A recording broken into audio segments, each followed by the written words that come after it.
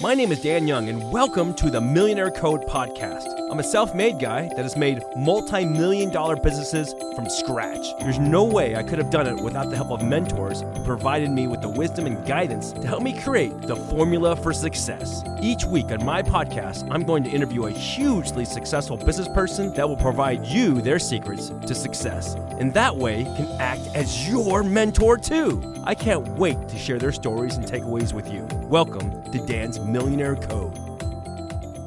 Hey everybody, Dan Young here with Dan's Millionaire Code. And you know, every week I bring you a world-changing human being who's doing wonderful things. And this week's guest I think you're going to be super impressed with. But a couple things I want you to remember. There is no charge for this podcast. You're not actually able to even buy anything. I'm not selling you anything on this. This is a virtual mentorship. So the guests that come on are going to share their experiences with you. And I ask you to do three things. One, execute, okay? If you just watch it and you don't do it, it's not going to help you, so execute, okay? Two, if you find it valuable, share it with friends, family, loved ones that may benefit from that as well. And three, if you get financial gain from what you've learned here, take 10% of that and give it to a great charity. You know, there's different charities that we support. In fact, Jason's going to talk about his charity here, Warrior Rising. And so if anything from here benefits you, take 10% of your gain and donate to Warrior Rising. And we'll talk about what Warrior Rising does. So today's guest is my friend and unstoppable world changer, Jason Van Camp. And I'm going to give you just a quick brief history of him. A U.S. Army Special Forces Green Beret, West Point graduate, decorated with multiple Bronze Stars. He served in Korea and Iraq and led his team to close close to 300 combat missions to kill and capture high-value targets. And here's even more. As well as created and commanded one of the largest foreign international defense forces in U.S. history, training nearly 4,000 Iraqi and Kurdish soldiers. He's also founded Warrior Rising, a nonprofit dedicated to helping U.S. military veterans achieve success in business and with partnerships and with funding as well. So there's so much more we can talk about, but I'll let you share that. Sure. What's up, man? Dan, pleasure to be here, brother. Thanks for having me on. Thanks. I'm excited. This is fun. So we've recently become friends through some introductions. I see you at the gym all the time. Hitting Lifetime Fitness, shout out, right? That's where we work out.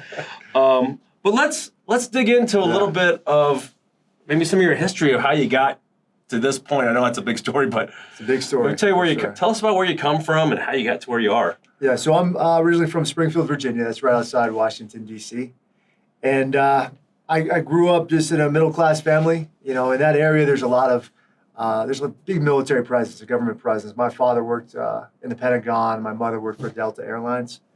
And grew up just like any kid, patriotic in that area of the country. And, you know, we were taught basically that our enemies were the Russians and the Dallas Cowboys. That's kind of how we grew up, you know. I was good playing sports. I was really good at football and basketball and lacrosse.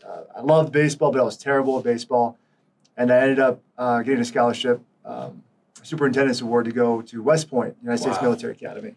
And I played football up there. And it was an unbelievable experience. It was an uncomfortable experience. I wouldn't recommend it for everybody. It's a difficult journey. But I went there and learned how to lead people, learned how to overcome adversity, to get comfortable being uncomfortable. During that time, at West Point, I served a 2-year mission for the Church of Jesus Christ of Latter-day Saints to St. Petersburg, Russia. And then I came back and I graduated from West Point.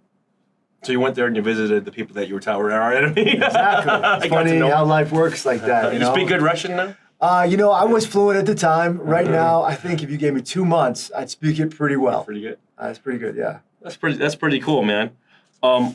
So let's dig in a little bit and talk about some of your military experience. You know, I mean, that's some pretty major achievements that you've had in that field. You want to talk about that? I mean, being a Green Beret is like not a small thing. It's not a small thing. You know, only 7% of the people in our country actually serve in the military, and then a small portion of that decide to volunteer to go the special operations route. You know, Navy SEALs, Green Berets, and so forth. My journey started when I was an officer at Fort Sill, Oklahoma. One of my best friends, Andy Reese, played football at West Point with me. You know, we had a ranger come in and say, listen, guys, if you want to try out for ranger school, We're having tryouts starting tomorrow morning at 04 at this practice field. And I thought to myself, man, I don't know if I want to do that. Probably not for me. And Andy Reese was like, I'm absolutely doing this, man. You and I, let's do it together. It'll be fun. And we can go through Ranger school, we'll become Rangers. And I was like, well, hell, man, if you're going to do it, I have to do it. Mm-hmm. And so I show up the next morning at 04. There was about 80 other guys there at the time trying out first day. Of those 80 guys, nobody there was named Andy Reese. And so I was just like, where the hell is this guy at? He convinced me to come here. He's not here. It's 04 in the morning. And I said, because I'm here, I'm not going to quit. And so I went through 4 months of intense pre-Ranger training just for the opportunity to go to Ranger school. Wow. And after the first day of PT, physical training, I went to Andy's room. And I was like, hey, where were you at, man? He's like, bro, 4 o'clock came so early, like I couldn't do it. I was like, dude, I committed to this now, man. I'm in. I have to do this. And I went to Ranger school, and I graduated all the way through. So it's a 61-day course. If you get goes on all your training, and there's 3 phases, Derby phase, mountain phase, and jungle phase, which is kind of in Florida. Pretty really grueling. Intense, grueling, very difficult, like no food. I lost 28 pounds. You're marching up mountains all day long. You're fighting, you're running, you're doing all sorts of crazy stuff. And it's an unbelievable course.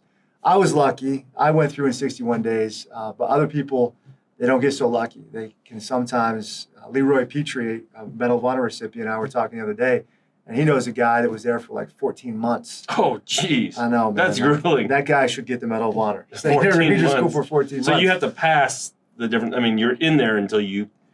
So that's the beautiful thing about these elite courses. Like the only way you'll quit, or the only way you'll fail is if you voluntarily quit. Oh. So if you go through the first course and you don't do well, you just get recycled back to the beginning again. And if you get 2 recycles, you go all the way back to the beginning. Oh, so man. If you go through the first phase and get a go, second phase you get a go, third phase you get a no-go, you get one more chance. And if you get a no-go again, you go all the way back to the beginning. Oh, man. 14 months for that one. 14 months for that guy. So Man. talk about mental toughness. I'd love to talk to that guy sometime. Do people drop out of that? Like, do you sometimes? Yeah, just too all much? the time. We started the first day of PT that I was talking about with 80 guys. Of those 80, 12 finished after 4 months. And of those 12, 3 graduated from Ranger school. And I was one of those 3. That's like a very small. It's a very small group. But So it's like the best of the best. Yeah, it was definitely the best of the best. And I would say that if you've got that mindset where you're determined, you're just not going to quit, you're going to keep picking yourself back up time and time and time again, you'll get through it. Wow. Let's shift gears a little bit to, I was reading in your bio about combat missions in Iraq and training all the soldiers out there. Yeah. Maybe you could share a little bit about that. Yeah, I was deployed 3 times to Iraq, and the first time was in the initial invasion, and the second time was just after I earned my Green Beret, so I was awarded an A team. They call it an Operational Detachment Alpha, and I was in charge of 12 Green Berets, and when I got to my unit, my commander was like, hey, we're deploying in a couple weeks. You're too new. You're not deploying with us. You're going to stay back in the rear. And my team was like, oh, hell no. Like, we're not going to sit back in the rear. You're going to get your ass up to group headquarters. You're going to convince the commander that our team is going. And so I did that. And I convinced the commander to let us go. Oh, wow. And my commander was like, well, we have nowhere for you to go. So look on the map in Iraq and pick a spot. And so I did. I picked this spot, which we heard that was a few years ago, it was overrun with insurgents, but over the past few years, there was nothing to report. Nobody knew anything about it. And so I decided to go there. And on the second day, we were trying to figure out a place to stay. We needed to find like a compound that we could create, we could build ourselves. On the second day there, crazy story, was going out to do what we call a site survey with my team, 3 vehicles, 3 Humvees. And I was in the lead vehicle, and we left our temporary base. It was going to be about an hour or 2 to get to where we wanted to go. And my commander got on the radio, and he's like, Jason, I'm flying into your location later this afternoon. I need you to turn the vehicles around and wait for me. I said, Roger, sir, turn the vehicles around. I got out of my Humvee, took off my body armor, took off my kit. I remember telling one of my guys, Scott, I was like, hey, take my place. You guys go out and do the site survey. And then, come back later this afternoon and let me know what you find out. And they left. And I remember, seemed like 20 minutes later, if that, I heard a lot of commotion in the TOC, the Tactical Operations Center, where the radios are all at. And I walked in there and I was like, what's going on? And they said, hey, troops in contact. I was like, wow, who's in contact? Like, that means that the United States Special Forces, our teams, somebody is in a firefight with the bad guys, right? Whoa. And I said, who's in contact? And they said, your guys. You guys are in contact. I'm like, what? And they're like, yeah, your team that just left. And I was like, they literally just left. And like, yeah, man, they're in a fight. And I said, okay, let's grab our stuff. We got it all back on. We grabbed some vehicles and we got out there as quick as we could. And what happened was my vehicle, my Humvee, had hit an IED in the road. No. The bad guys, the insurgents, had placed some artillery shells underneath a culvert in the middle of the road. And they exploded the shells, and huge hole in the road. My vehicle was completely obliterated, completely totaled. Scott, who was in the turret, who kind of replaced me, he was ejected 100 feet down the road. Holy crap. He had his M4 rifle, and he landed on it. It snapped in two. He injured his back severely, broke his back, badly concussed. He was trying to put his rifle back together and engage the enemy. Zach, who was sitting where I was sitting, one of my guys on the team, he put his arms out to prevent, to kind of stabilize himself when he hit the IED, and both of his arms were completely folded back. We're just like kind of flopping there.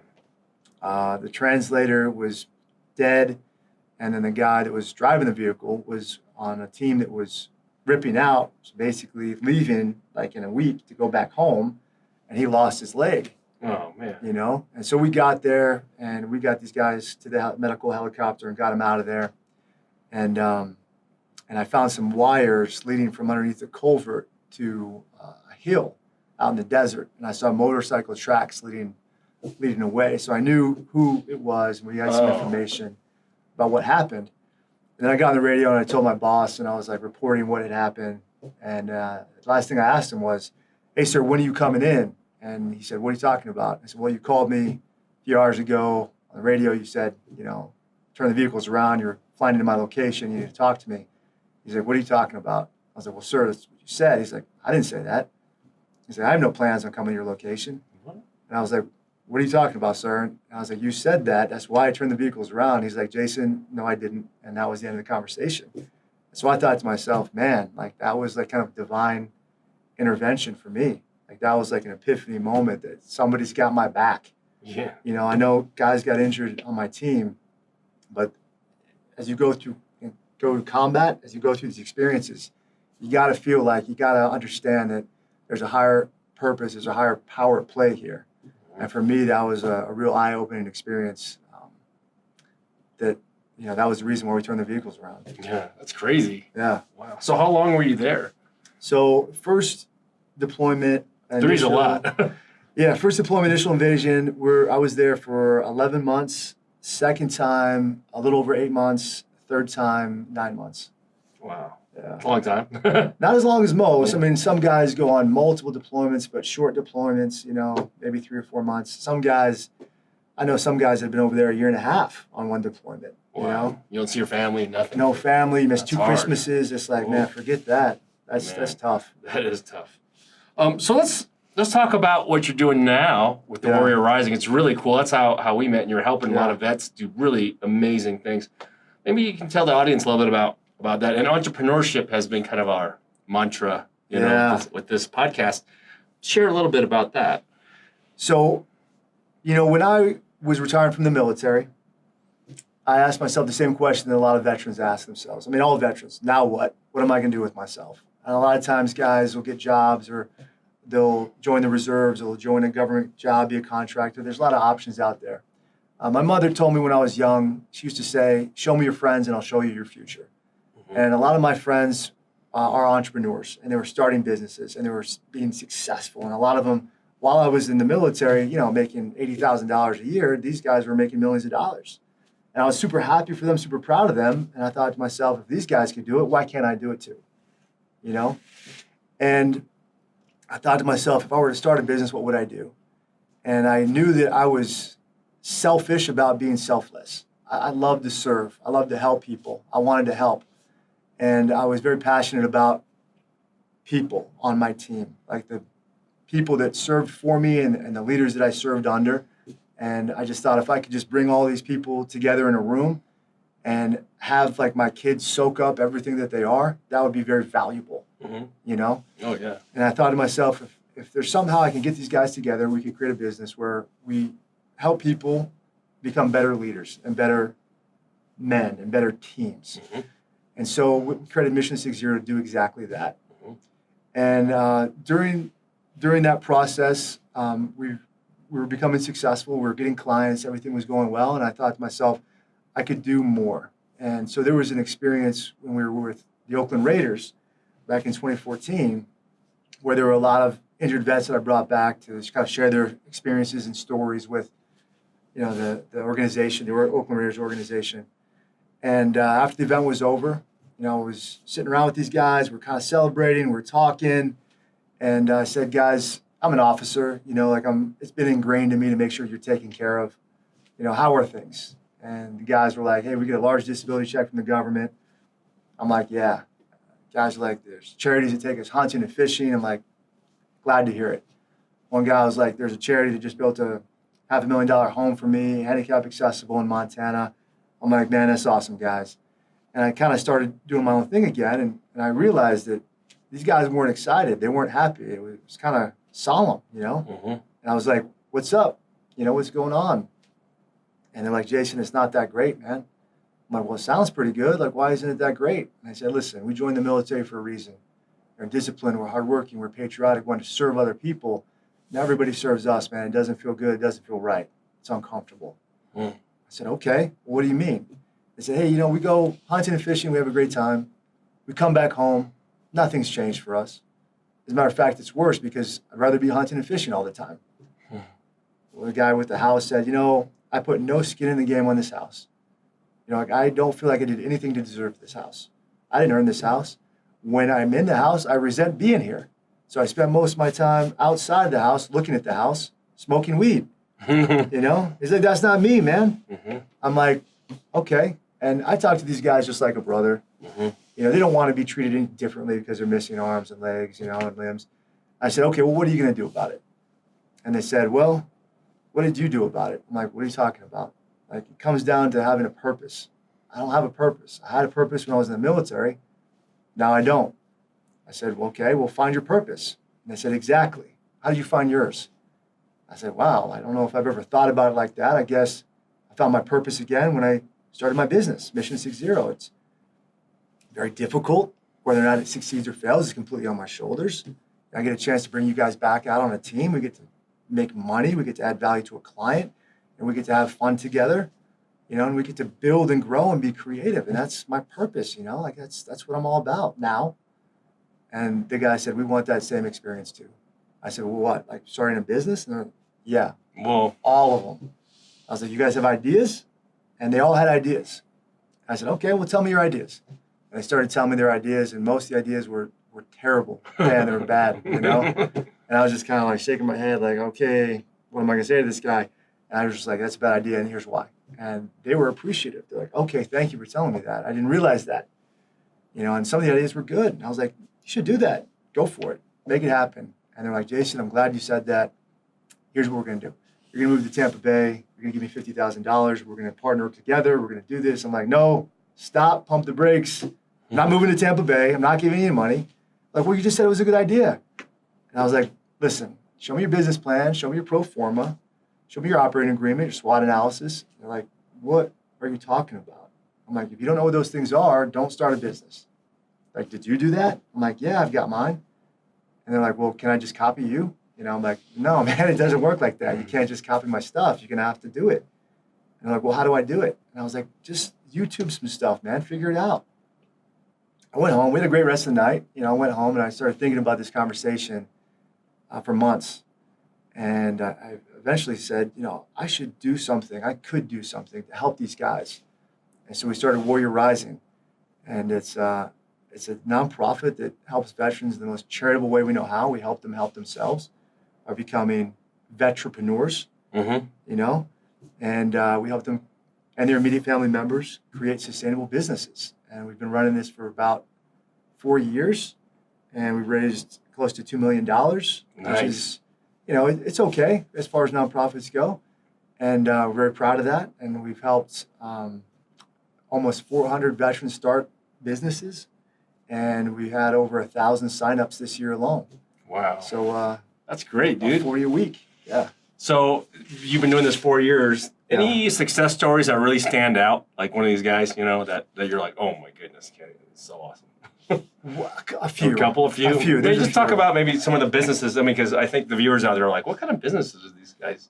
So I'll talk about two because we don't have time for all of them. But two guys. One guy I'm very excited about. His name's Justin Clapsaddle, and he learned how to forge knives, and he was very excited about this. And we were talking about how to expand his business, and I was like, Justin, listen, man, there's thousands of guys out there that make knives and make really high quality, really good knives. What's going to set you apart? What's different about you and your knives? And he's a North Carolina guy, kind of, well, Jay, I don't know, man, aw shucks, like really country, like love him to death, man. Everybody loves this guy. And I said, well, let me think. And I was thinking really hard about storytelling and the power of stories. And my vehicle that was destroyed in combat, was kind of sitting in the motor pool still, destroyed husk of a vehicle. And we got some metal from that vehicle and gave it to Justin and said, hey, make some knives out of this metal.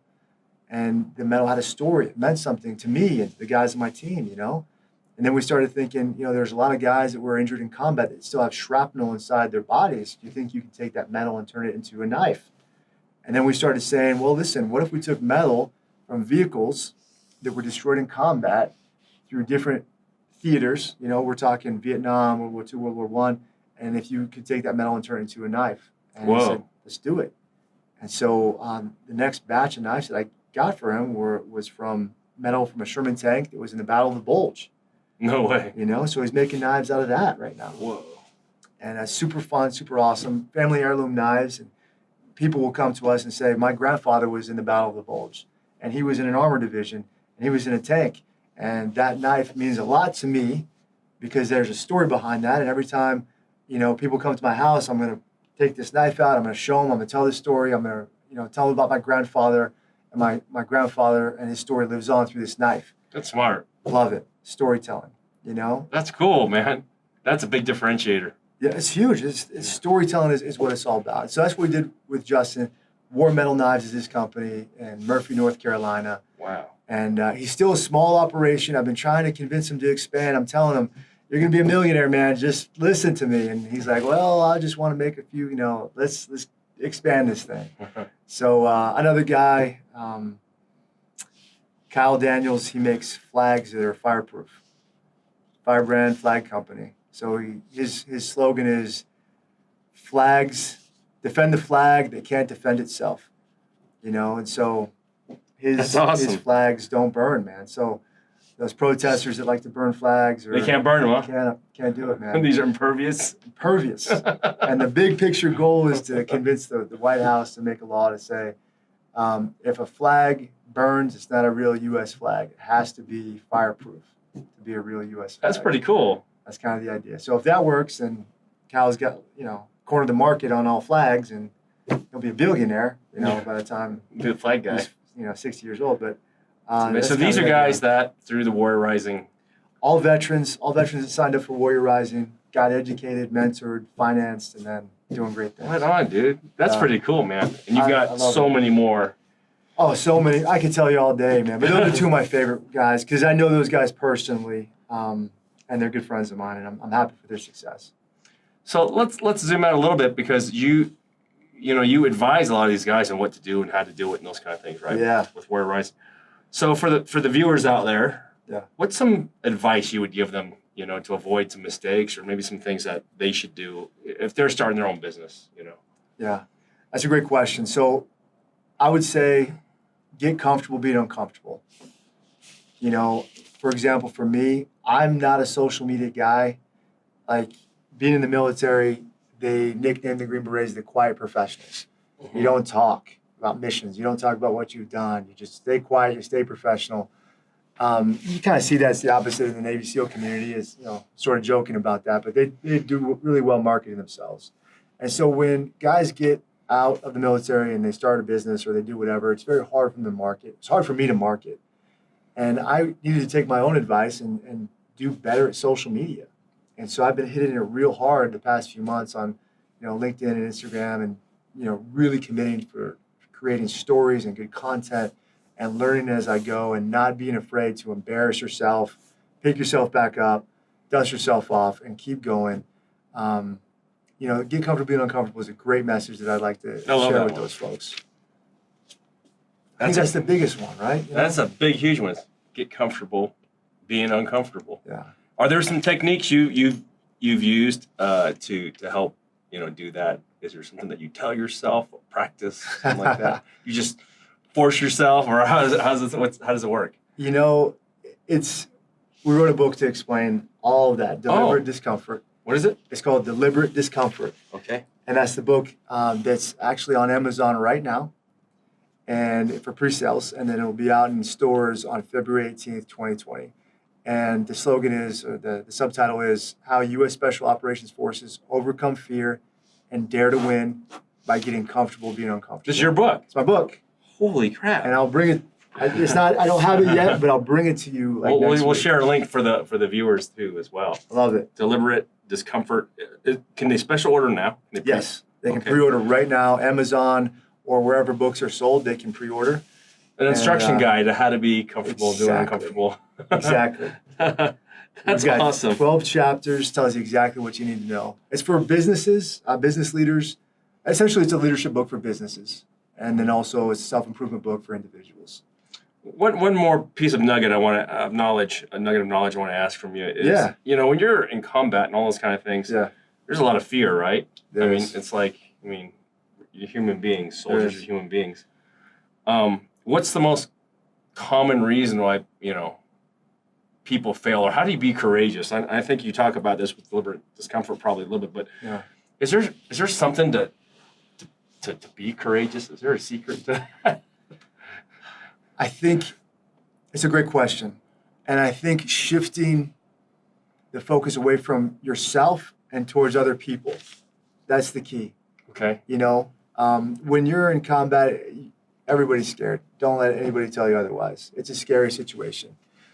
However, when you're taking bullets and you're with a team, you know, that you know has your back and you have theirs, I'll tell you what, you're not thinking about the United States of America. You're not thinking about democracy or freedom or the Constitution. You're not thinking about any of those things. You're thinking about the guy to your left and to your right. And you're thinking to yourself, I'm not going to let this guy down because I know he's not going to let me down. And that's how we win and we succeed. You know, I'll tell you, those lessons are ingrained in you as you go through all these training, all this elite training. You know, the crucible that we go through is a really hot furnace, I would say. It's a shared culture, and that perhaps is the difference between business and elite military units. It's a shared culture. Like the very first day of Special Forces selection, you do intense physical training. And one of the things they do is they do log PT. And so they bring everybody out, and you hold a big-ass log over your head for hours. Oh, man. Right? And you do some movement to your left, movement to your right shoulder. You know, like you do some curls, you do a bunch of exercises. But when you first start, you know, there's just kind of a sense of fear among everybody. Like, okay, here we go. And a lot of guys are the highly motivated cheerleader types. They're like, let's go, guys. And a lot of guys, some of the guys are laughing, some guys are whatever. I'll tell you what, after 15 minutes of holding that log over your head, you know, all of those feelings and emotions, all that goes away. And then you kind of see who people really are, you know, at their core. You know, like the cheerleaders stop cheering. You know, the guys that they're concerned about the log. Guys who were negative, they quit. You know, and you're just there holding the log, and everything is just like stripped down. You're just standing there. This is who you are. And everybody's kind of focused on themselves, and they're thinking to themselves, this sucks. You know, how much longer can I endure? Why am I here? Why am I doing this? You know, when is this going to end? Using all of their energy to focus internally. But for whatever reason, I was going through this. Mm-hmm. I lifted my head up. I used energy that could have been used on myself, and I used it to look around. And I saw other guys struggling just as bad, if not worse, than I was. And I looked across at another team holding another log, and one of my friends was on that team, and I saw him lift his head up, and he looked at me, and we kind of made eye contact, and we kind of smiled a little bit because of the ridiculousness of the situation. And he looked at me, and he's like, let's go, Jay, you got this, man. And I said, let's go, Pat. You know, like, I got you, man. And then all of a sudden, more people started looking up. Not everybody, a few people. And we all started looking at each other. We all started making eye contact and slowly and subtly encouraging each other. And I'll tell you what, those are the guys that get it. They realize it's not about you. It's about the guys to your left and to your right. It's about your team. And if you can focus your energy on helping them succeed, that's how you win. And the crazy thing is, after 2.5 years of being in the Special Forces qualification course, when we finally earned our Green Berets, there's a big ceremony and you put your Green Beret on for the first time. I was looking around at the formation that I was in, and the guys that were there were all the guys that lifted their heads up on day one. All the guys that didn't lift their heads up weren't there. They didn't make it. What a phenomenal business lesson, though, as well. Yeah. You know, because I was thinking about the companies that we've ran for the last 30 years. Yeah. And how we've made it is exactly what you're talking about. Yeah. But it's kind of cool how, I mean, that's something that you could put a conscious effort to do. Yeah. Right. Decide. You can get what you want in life by helping your team get what they want. That's great. That's what I always believe. This is some pretty killer wisdom, man. I love it. Thanks, brother. And you probably share a lot of this in your book too, right? I do. Yeah, I do. All right. So where can people find you? Where's the best places that we can direct everyone to? Well, I live in Salt Lake City. Well, I live in South Jordan, Utah, so in vicinity of Salt Lake City. I love Utah. I have no plans on leaving Utah anytime soon. For Warrior Rising, you can go to warriorrising.org, and we ask people to give their time, their talent, or their treasure. So, of course, we'll always accept donations. We need money in order to succeed as an organization. We also need mentors. So if you want to mentor a veteran, we need those people to mentor our veterans. In addition to that, if you want to join one of our platoons, we have chapters all over the country to come, network, help a veteran out, be a veteran supporter. We need you to do that as well. So time, talent, or treasure, warriorrising.org. And then for Mission 60, go to mission60.com. You know, you can hire our company to do guest speaking services. Our veterans are unbelievable speakers. We have workshops from our scientists that feed off of those lessons learned from the veterans. And then we have a custom program. And that's where you guys sit down with us and you share with us your personal struggles, and we come up with a custom plan to help you overcome those struggles. Deliberate Discomfort is our book that's out right now. You can also buy the book on mission60.com or on Amazon or wherever books are sold. Jason at mission60.com or Jason at warriorrising.org are my email addresses. And that's how you get a hold of me, bro. Man, I sure appreciate you sharing all the wisdom with everybody out there. Thanks, man. Dan. Super valuable. It's been a lot of fun. So thank you so much. And friends, remember with this podcast, take notes, watch it over and over, execute some of these lessons that Jason's taught you today. Share with your friends and loved ones and take 10% of your gain and donate it to a great charity. We really like Warrior Rising as the charity. We'll see you again next week. I sure appreciate you. Have a wonderful week.